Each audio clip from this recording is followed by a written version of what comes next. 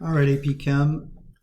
As a follow-up to our discussion of the collision model of reactions, we are going to embark on the final topic of Unit 5, which is called reaction mechanisms.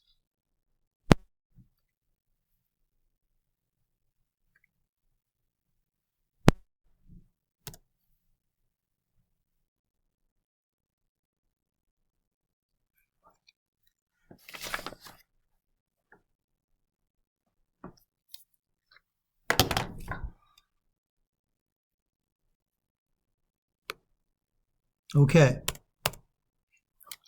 we'll just reveal the whole slide. So what is a reaction mechanism? Well, as you can see from the slide, it is the sequence of reaction steps, in a sense, the sequence of the individual collisions that allow the reactant to become product. Now, this is not the overall chemical reaction that we normally think of. It consists of either one step, it's kind of rare, or multiple steps. Each step, each set of collisions that allow reactant to become product are called elementary reactions or elementary steps. And what these collisions allow is the bonds to break and then reform during the reaction course. And so the reaction mechanism is the order of collisions as they happen that allow bonds to be broken and reformed during the reaction.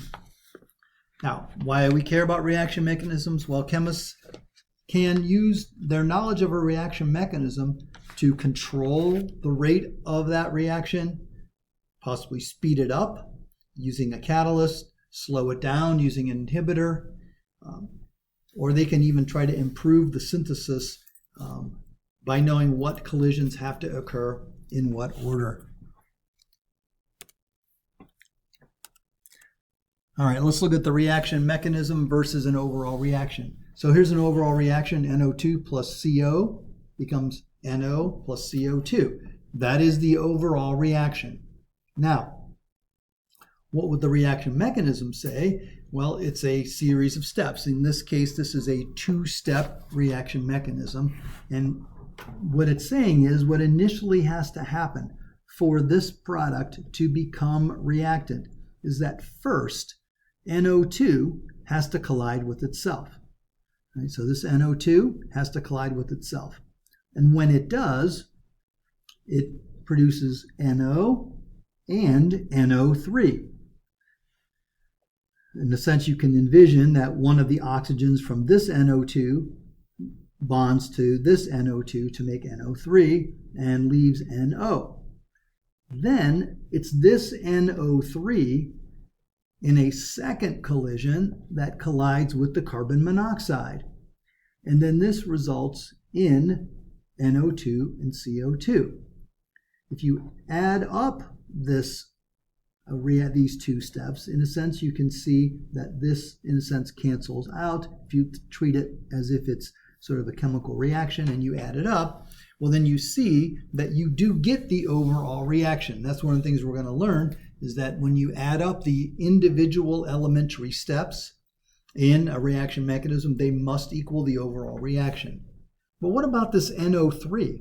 You don't see NO3 anywhere up here in the product or anywhere in the reactant. So it is called a reaction intermediate. A reaction intermediate is something that is formed in one step of an elementary reaction, one step of a mechanism, and then consumed in a subsequent step.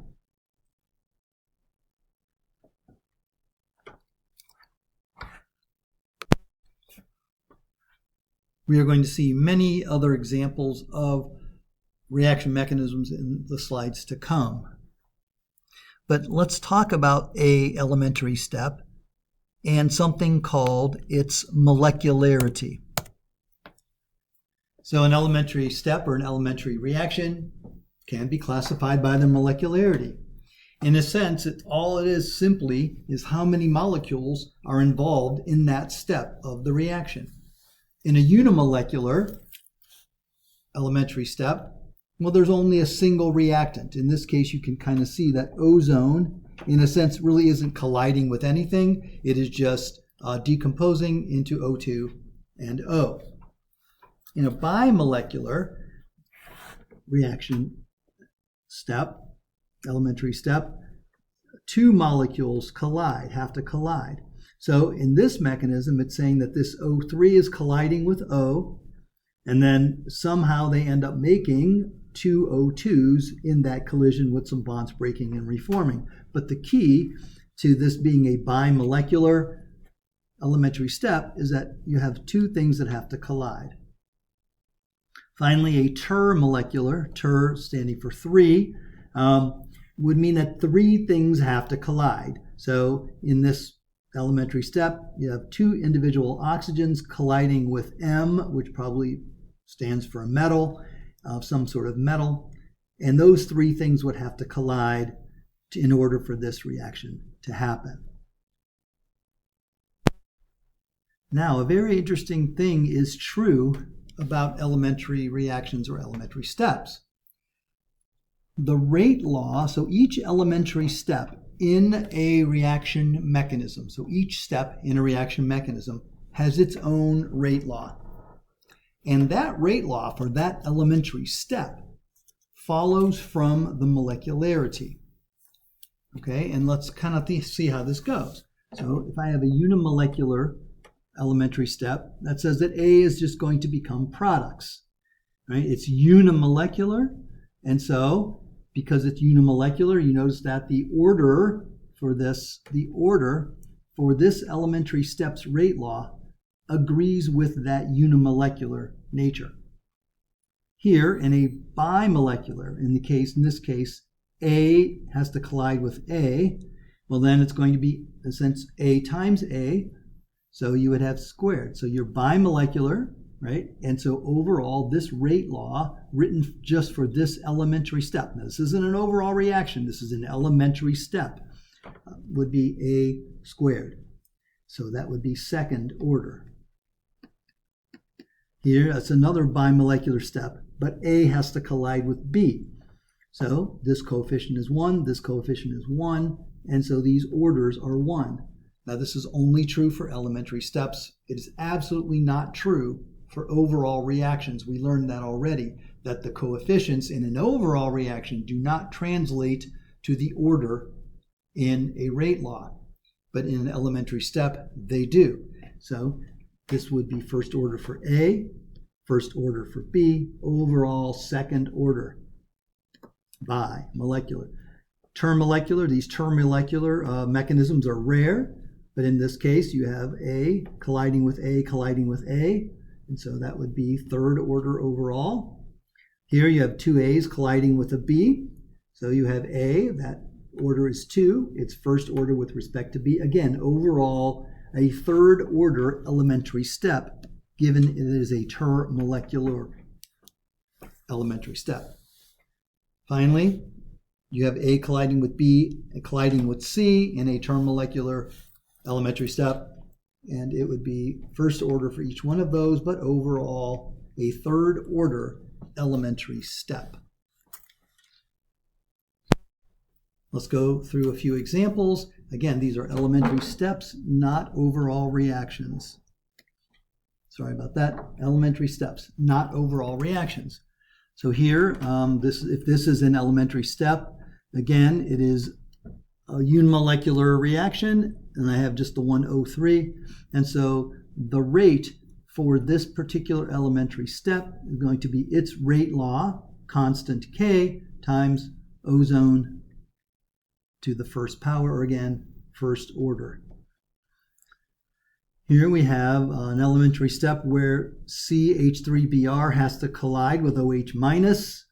Both those coefficients are 1. So this order is 1 for CH3Br. The order is 1 for OH minus. This bimolecular elementary step has its own rate constant. And so overall, this would be second order because it's a bimolecular elementary step. Now, I just want to say a note about termolecular elementary reactions. Because a termolecular reaction requires 3 molecules to simultaneously collide with the proper orientation and the proper activation energy. For example, if I have this have to collide with this and this, they all somehow have to meet at the same point in space, right? And collide, and they have to collide in the correct orientation and again with the correct activation energy, right? Boom, right? And so termolecular elementary steps are pretty rare, okay? And if the step is termolecular, it tends to be much slower than any unimolecular or bimolecular elementary step. Just thinking of bimolecular, these just 2 things have to collide in space, and that's much more likely than having 3 things converge on the same point in space. So as a follow-up, even though termolecular elementary reactions sound really cool, right? Most elementary steps have unimolecular or bimolecular elementary steps in a certain sequence to give the overall reaction mechanism. It's not saying that termolecular elementary steps cannot happen, but they are extremely rare. And again, unimolecular or bimolecular are much more common. Okay, so now we're going to turn our attention to rate laws for overall reactions and kind of see how that is going to, or how that can flow from the reaction mechanism. Okay, so first of all, the rate law for a multi-step overall reaction, that is an overall reaction that has multiple elementary steps, okay, that rate law will depend on that series of elementary steps, which is called the reaction mechanism. So generally what you do is you determine the overall rate law for the overall reaction experimentally using a method of initial rates,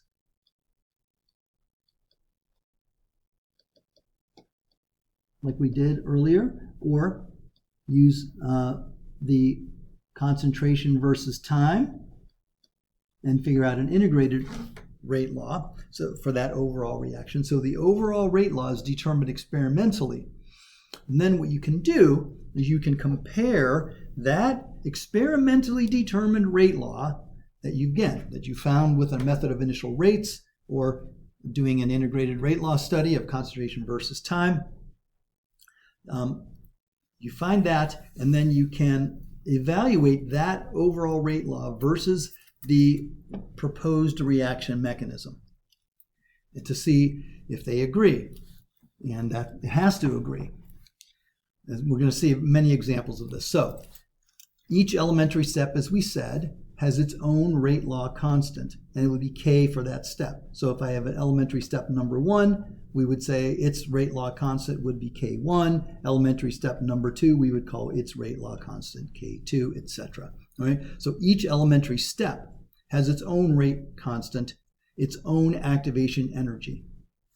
And what ends up happening is one of the elementary steps in the overall mechanism, a 2-step, 3-step, multi-step reaction mechanism that adds up to an overall reaction, one of those steps is slower than the others. And we will learn that is going to be called the rate determining step. So let's go on to the next slide.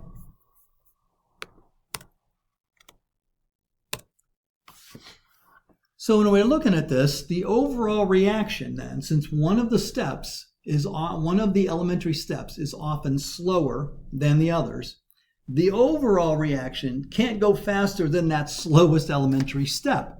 Okay, in a sense, it's like the slowest guy in a relay team, 4x100, and you kind of think that what's really going to determine that relay team's time is the slowest guy, right?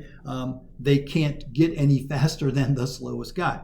So we call that slowest step in the reaction mechanism the rate determining step or the rate limiting step. So here would be an example of a mechanism. In the first step, A collides with A to become B. So this is slow. This step would be slow. But once you create B, B can go ahead and collide with A and pretty rapidly produce C, this product. Kind of going back to what we saw before, B would be what?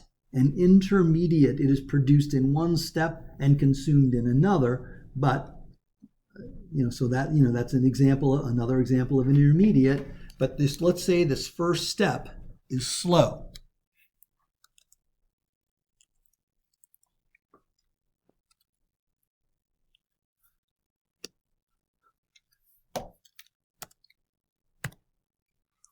All right, so that's just an example of the one step that's slow. But now we want to say, okay, what would be a plausible reaction mechanism? So I have an overall reaction.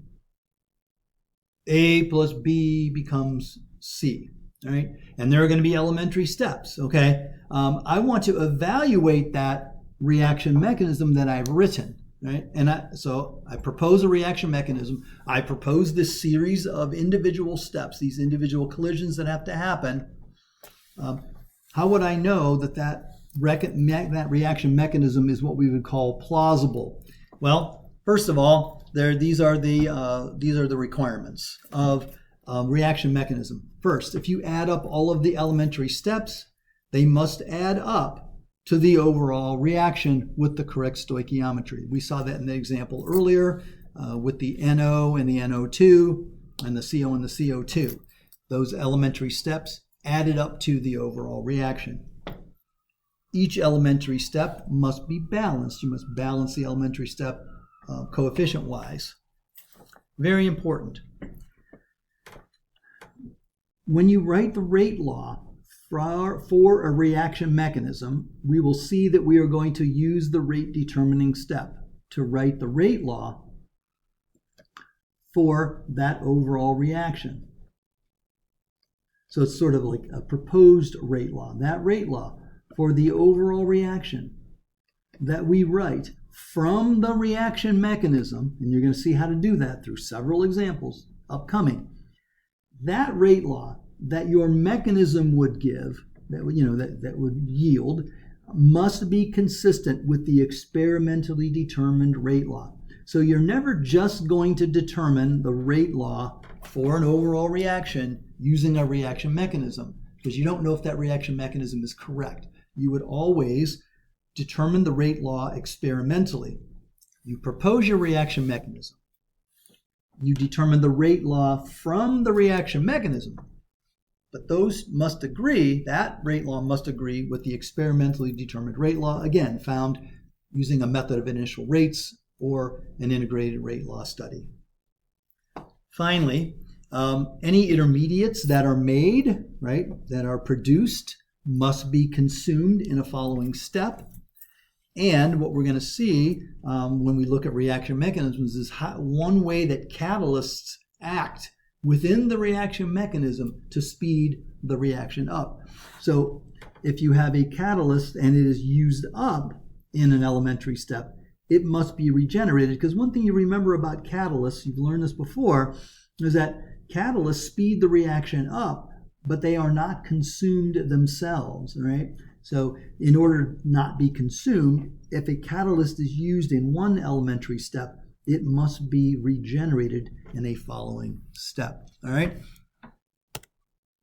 So the best way to learn this is to go through several examples. So here we have an overall reaction. This is the one we looked at earlier. So the overall reaction, NO2 plus CO becomes NO plus CO2. The chemist is proposing this reaction mechanism, a two-step reaction mechanism, in which first the NO2s have to collide with each other, so bimolecular, and the rate law constant for this step is called K1 because it's the first step, and it produces NO and NO3. Now, it's been proposed that this step is the slow step. This is that rate determining step. All right. And in this case, you notice that in this multi-step mechanism, it's the first step. It's the initial step that's slow. And your analysis or your writing of a rate law for this overall reaction that you see above will depend on whether or not the first step is slow or the first step is fast.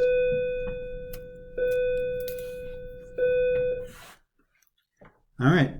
So in this case, so then that step we're proposing is slow, and the second step is fast. So once the NO and the NO3 are made, okay, it takes a while. The NO2 and the NO2 are colliding, but maybe this has a higher activation energy. So this step is slower. All right, that happens to happen. So, but once the NO and the NO3 are produced, the NO3 fairly readily and quickly collides with CO to produce those products. Now, when the first step is slow, when the first step is the rate determining step, it's the reactants in step 1 that determine the rate law, determines the rate for the overall reaction. If you think about it, this reaction is kind of waiting on, this overall reaction is waiting on this step to happen. And so what you see then is that the rate law for the overall reaction is going to depend on the slow step. It's the rate determining step. Now, this first step is bimolecular with respect to NO2. And so when I would write my rate law for this reaction mechanism based on the slow step, I would write that the rate is equal to K for this overall reaction times NO2, and my exponent, my order, is 2. Notice that CO doesn't appear. CO is in the overall reaction, but CO does not appear in the rate law. That means that it is 0 order for CO. Okay, you can kind of look at this and say, oh, let's look at this in respect of what we already know. Well, CO does not appear in the overall rate law, right? The rate law for the overall reaction is going to be dependent on step 1 because it's the slow step. It's going to be K times NO2 squared. CO doesn't appear here. So that means that the exponent for CO must be 0. So this is 0 order with respect to CO. That means that this reaction is independent of the concentration. This overall reaction is independent of the concentration of CO. So you can so this actually shows you how, in those earlier differential rate law questions, you may have been wondering, how can you end up with a reactant that the rate doesn't depend on the concentration of one of the reactants? Well, this is one of the ways that it can happen. So now that we've written this rate law, for this reaction mechanism, this proposed reaction mechanism, and this this overall reaction, let's evaluate this rate law. Okay, we're going to evaluate this rate law with respect to the reaction mechanism and the overall reaction.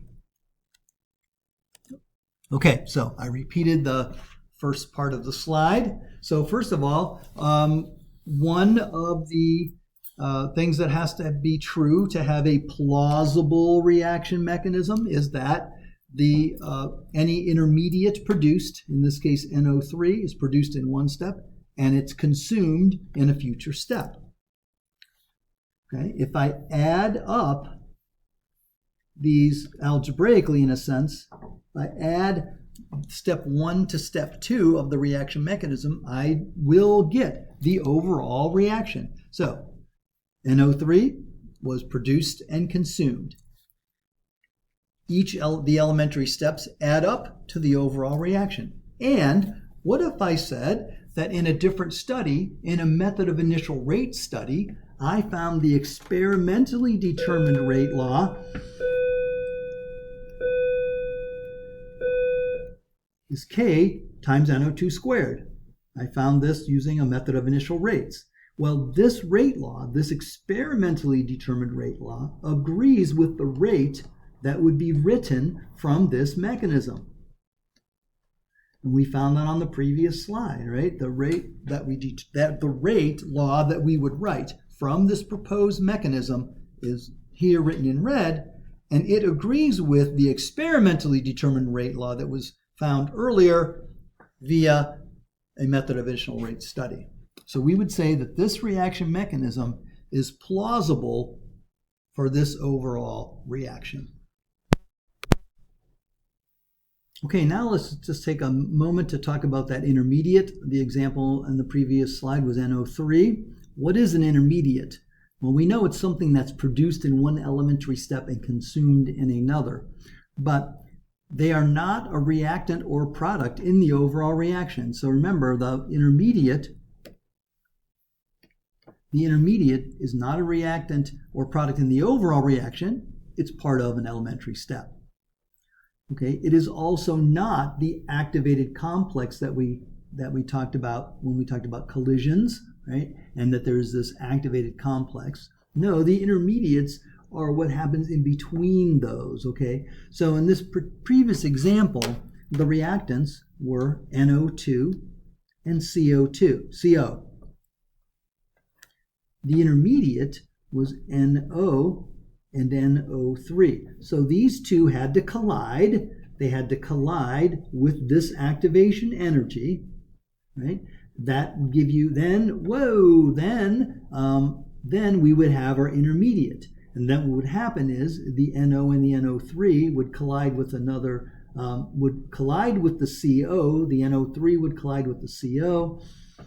And then that would have its own, right, its own activation energy. Remember, each elementary step has its own activation energy. It has its own rate constant.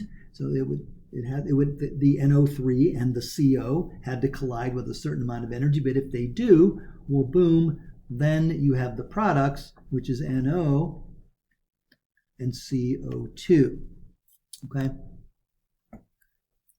Sometimes when you study a reaction, you can stop the reaction at this intermediate point, and you can evaluate what's present in your vat, in your vessel, and if you detect one of the intermediates from your reaction mechanism in that vessel, that leads some more plausibility to the mechanism. Okay, so again, an intermediate, it is this sort of step here. It's what's present, right?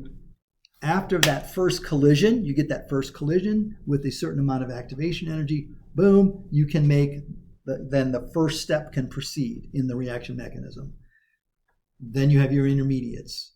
Then there's a second step, and this part here represents this hump here, right? This activation energy there represents that second step, which then, when again, the NO3 collides with the CO to produce NO and CO2.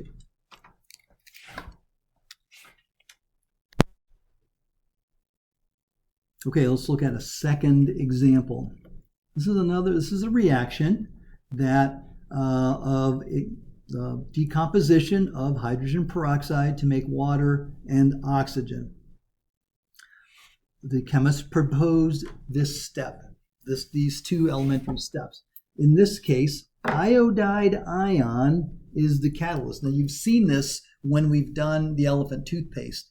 The liquid that we add to cause the foaming, right, in the elephant toothpaste reaction is a solution of sodium iodide, and it's that iodide ion that is acting as a catalyst. Okay, so let's see how this shakes out. So look at the first step. What the first step is saying is that H2O2 first has to collide with the iodide ion. This is its rate law constant. It makes water, and then this intermediate, IO minus. So the I kind of collides with the H2O2. It produces H2O and IO minus. Then the IO minus collides with the second hydrogen peroxide to produce another water molecule, oxygen, and then it regenerates the catalyst. Okay, so in this reaction mechanism, IO minus is an intermediate, Okay? And an intermediate is produced in one step and consumed in another. Iodide ion is a catalyst. Now, catalysts in a reaction mechanism are consumed in one step and regenerated in a future step. Okay? So again, IO is an intermediate. It's produced and then consumed. I minus is the catalyst. It's consumed and then reformed so that it's still there. See how the iodide ion is not changed in the end.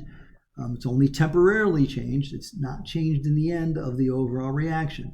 There's a catalyst. Now, because the first step is proposed to be slow, I am going to write my rate law for this reaction based on step 1. It's a bimolecular elementary step. The coefficient of H2O2 is 1. The coefficient on iodide ion is 1. So overall, this would be a second order reaction. It would be first order with respect to hydrogen peroxide, first order with respect to iodide ion, and second order overall. So notice that when you have a rate law like this, a catalyst can actually be present in the rate law, okay? Even though it may not be present, it's present in the reaction mixture, but it's not one of the reactants, it's not one of the products in the overall reaction, but it can appear in the rate law. All right, class, for our third example, we're going to look at what happens if it's not the first step that's slow, okay? Writing rate laws for reaction mechanisms is much easier if the first step is slow. It's not always the case that the first step in the reaction mechanism is the rate determining step. So what happens when that's the case? When the rate determining step is not the first step. All right? We know that it's the rate determining step that is going to control the rate of this reaction and going to really determine the rate for the overall reaction because it's the one that's holding the reaction up. But what happens when it's not the first reaction? Or it's not the first elementary step. So here's a reaction, a different reaction. 2 NOs plus Br give you 2 NOBRs. This rate law was determined experimentally to be this. Now, that looks like it would be term molecular. So when I'm looking at this, what this rate law, it looks like is saying is that an NO has to collide with an NO, which has to collide with a Br2 in order for this to happen all at one point in space. We know that that's probably unlikely. So this reaction probably doesn't happen term molecularly. It's probably a multi-step mechanism where there is one collision and then a collision later on in a second step. So the chemist proposed this elementary steps for this reaction mechanism. So first NO has to collide with Br2. This is going to set up, well, we really haven't much talked about equilibrium, but all we want to say about equilibrium is that in this kind of reaction mechanism step, these two guys can collide to produce this product, but then this reaction actually is reversible. So in this reaction mixture, NO is colliding with Br2 to make NO2Br. But then that NO2Br at the same moment in that same reaction mixture, that reaction could go in reverse, okay? And again, we're just gonna have to go with it until we get to unit 7 where we talk about equilibrium. So just be aware that this reaction is reversible, okay? But when and this happens quickly, so these two guys collide, boom, you have your NOBr2 present. Now that NOBr2 that's present can then collide with a second NO that was in the original reaction mixture, right? And then this happens slowly. It has its own rate law constant, but that NOBr2, which is kind of stacked up in there, there's a bunch of NOBr2 present in the reaction mixture because that happens fast. Then, taking its good old time, an NO collides with it, and can produce the two NOBRs that we see in the product. We're saying that is slow. So using the rate determining step, we're going to write, this is a bimolecular reaction step. You have here and you have here the NOBR. So I would write that the rate written using this rate determining step is K, actually it would be K2 because that's the K, times NOBR2, that's the rate law, that's the rate constant for this step, times NOBR2 times NO, each concentration to the first power. Now, it's also true that you cannot write the rate law. Now this would be, this is the rate determining steps rate law, but the rate law for this overall reaction cannot be written in terms of an intermediate. So what do we do here? All right, we're going to see on the next slide. So what do you do in this case? So our rate law was written in terms of an intermediate, right? We said that the rate was equal to NOBR2, right, times NO, right? We can't have the rate, this is the rate determining step. That's the rate law written from the rate determining step, but it can't be written in terms of an intermediate. And so what we have to do is look at what we have to do is find some way to get rid of or to substitute for that NOBR2 term, right? That can't be in the rate law for the overall reaction. So what we're going to do is we're going to use what's called a pre-equilibrium approximation. So what we're going to do is we're going to say that, well, this first step, this step that can go backwards, right, can go in this direction and can also go in reverse. Well, it has a rate law constant for the forward reaction, and it has a rate law constant for the reverse reaction. So we call this K1 with a forward arrow, and we're going to call the reverse direction K1 with a reverse arrow. Okay. Now, this is true. When this is at equilibrium, the rate at which NO and BR2 become NOBR2 is equal to the rate of the forward reaction is equal to the rate of the reverse reaction. This is what's true. This is one of the things that we're going to learn when we learn about chemical equilibrium in Unit 7, is that the rate of, when you're at equilibrium, the rate of this forward direction reaction is equal to the rate of the reverse direction. So what we can do, is write for the first step. We can write a rate law for the forward direction. We can write a rate law for the reverse direction and set them equal to one another.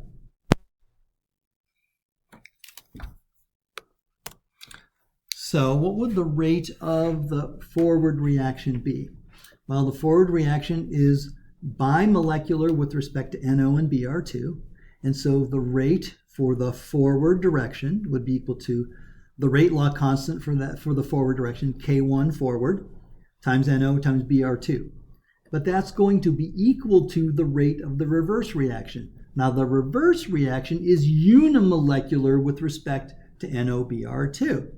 So the rate of the reverse reaction, which is equal to the rate of the forward reaction, is going to be the K for the reverse reaction times NOBR2 to the first power. Again, it's unimolecular. This reverse reaction is unimolecular. So then what you can do is solve for NOBR2, and we're going to plug that in to our original rate law written for the slow step. We're going to see that on the next slide.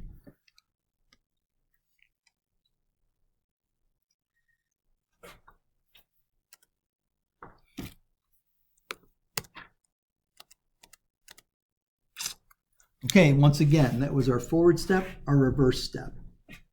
Okay, what we had on the previous slide was that the rate of the forward reaction was equal to K1 forward times NO times BR2, and that was equal to, the K for the reverse direction times NOBR2 to the first power. Okay, those rates were equal. So what we're going to do is we're going to solve for NOBR2. Well, if you take this NOBR2 and you simply divide both sides of this equation by this K reverse, all right, what you end up is with this expression down here.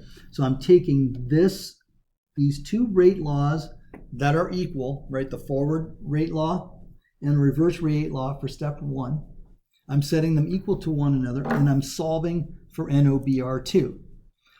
Well, NOBR2, right, is going to equal what we had up there. It's going to be the K1, K for the forward direction, over the K reverse direction. Sorry, K for the forward direction over K for the reverse direction times NOBR2. So this is like this, okay? These guys, it's multiplied. And so then what we're going to do is wherever we see NOBR2, so here was the rate law written from our second slow step, our rate determining step. So wherever I see NOBR2, I can substitute this, okay? So it's actually just a direct substitution. So what I get is that the rate law for the overall reaction is that K2 times NOBR2 times NO, but I'm substituting NOBR2 here. So that what you see here in gold was what was this. Right? And then all of those rate law constants, the K2 times the K1 forward over K1 reverse, becomes what we call the overall rate law constant. And that is how you end up with this rate law for this two-step reaction mechanism with a slow second step. Your rate is equal to K times NO2 squared times BR. Now that might seem confusing, but we are going to go over another example. And once you've done this a couple of times, you will recognize it and it will become old hat. Okay. For now, it might be a little bit confusing, but in a sense, just think what we need to do is again get rid of NOBR2. So we need to write an expression that allows us to substitute for NOBR2 to sort of, in a sense, remove it from the overall rate law and put it in terms of just reactants. And so this is what we did. All right, we're going to see another example. Okay, we're going to do two more. We're going to first do one with a slow initial step. All right, that was the easier one. Okay, in this case, I have O3, my first step of my proposed mechanism is O3 plus Cl gives ClO plus O2, and I'm saying that is the slow step. So this is an easier one because I know that I can write a rate law for this. Okay, but what we need to do is determine what are our intermediates. Okay, and what is our overall reaction. All right, so first of all, let's get our overall reaction.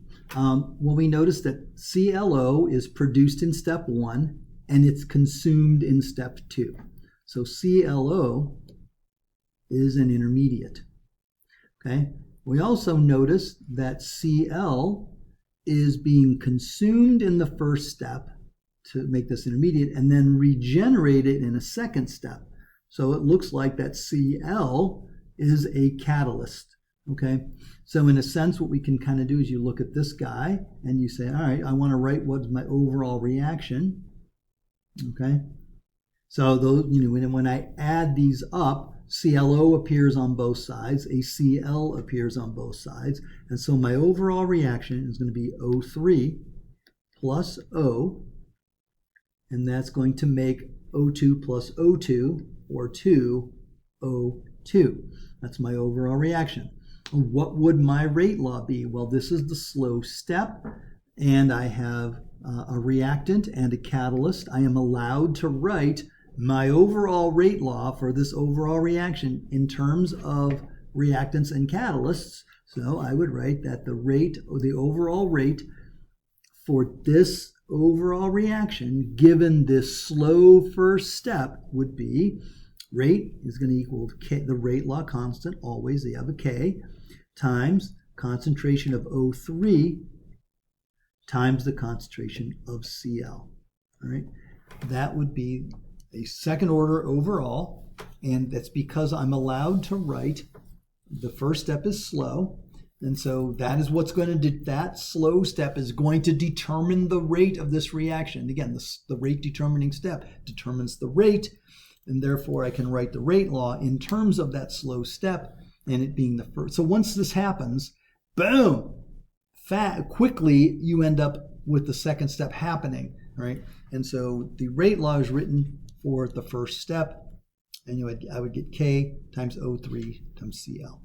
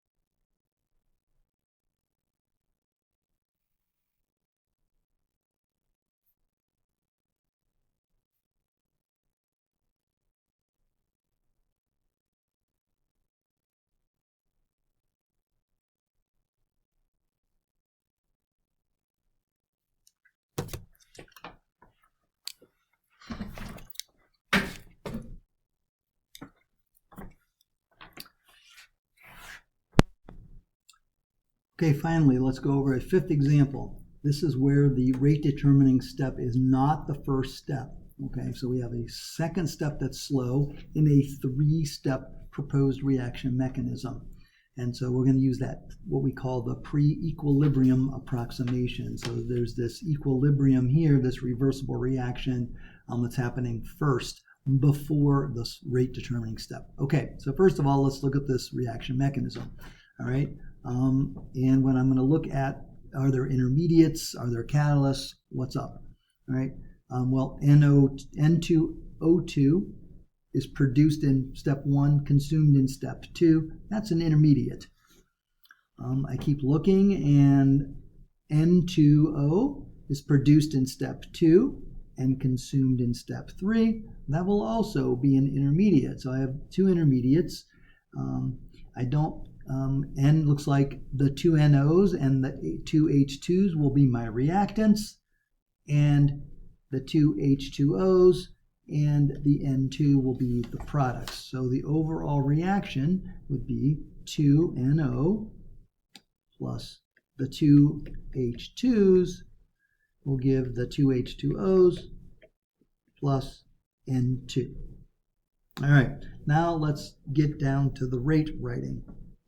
Okay, because the second step is the slow step, okay, I'm going to start with writing the rate is going to be equal to K for step 2, right, because this is step 2, times concentration of N2O2 times the concentration of H2.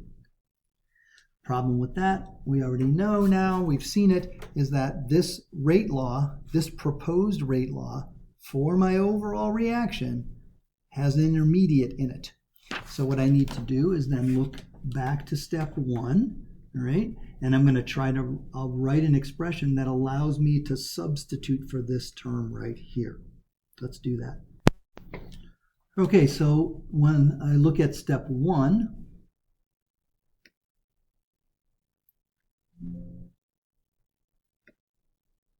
I'm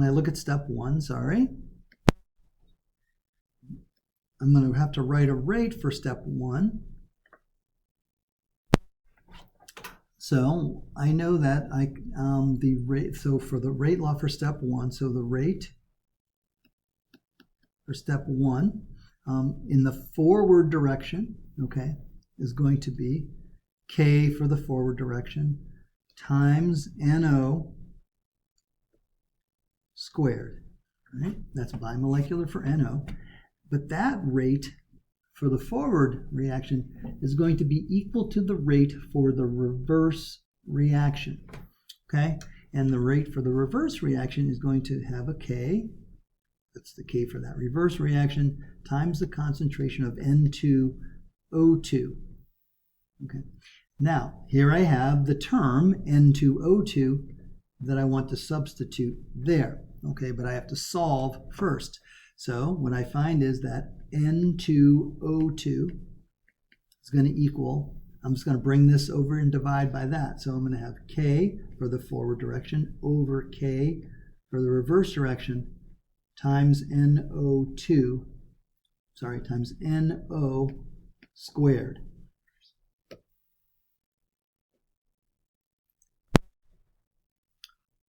And so what I'm going to do then is I'm going to take this expression, substitute it in here. And when I write that, okay, I'm going to get K2, right? So the overall rate is going to be K2 times this expression here. K for the first step forward reaction over the K first step reverse reaction, that's this part, times NO squared. And so that expression there is this, okay? Then I'm going to keep going, and I have my H2 here from the overall rate written with the slow step. So then I would have my concentration of H2, okay? Then all these K's combine into one K.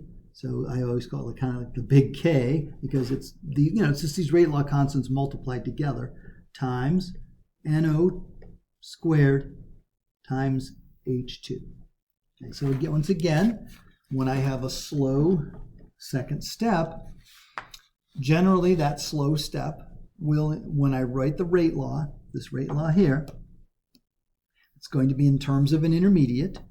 I can't have a rate law in terms of that intermediate, so I go back to the equilibrium step that preceded it.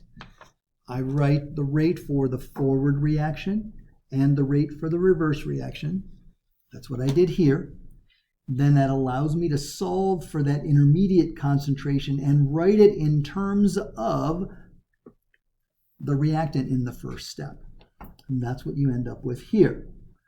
Then you just do a direct substitution. Wherever you see the concentration of N2O2 here, you're substituting this large expression there, and you end up with this overall rate law. And what you would do is take this rate law, which was determined using the reaction mechanism, and you would compare it to the experimentally determined rate law for this overall reaction that you did in did a method of initial rates, and you would hope they agree. If they do, then this is a plausible mechanism. Okay, I know this was a long one, but there was a lot here, and I wanted to go over multiple examples. So hang in there, guys.